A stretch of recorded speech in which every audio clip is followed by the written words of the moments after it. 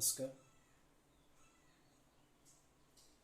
आज पवित्र चैत्र अमावास्य स्वभाव कवि गंगाधर मेहर तिरोधान दिवस 1924 मसीहा एप्रिल 4 तारिख दिन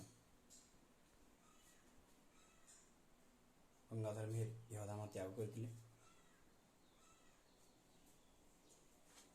स्मृति को मन रखा आज आम समस्ते यही दिनटी बहुत मूल्यवान मन करूँ एवं समस्ते जन्मपीठ को आसी ना आम ध्यान करी समस्ते जाओ एवं दीप प्रज्वलन करूँ। आज गोटे पवित्र दिन रे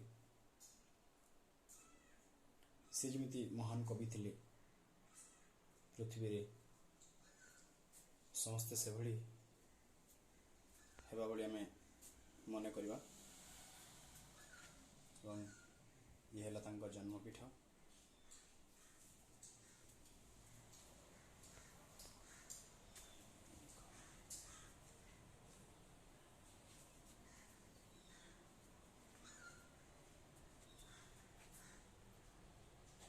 ये होती शिल्पी धर्मराज मेहर शिवाजी क्लब रो से खड़ी पथर रे गंगाधर उनका स्टेच्यू तैयारी करछंती।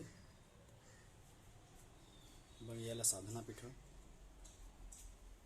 इटी से बसी साधना करने संगे उनकर काव्य गुड़िक लिखुले। गोटे बड़ लाइब्रेरी अच्छी समस्त बही पढ़ा आसती।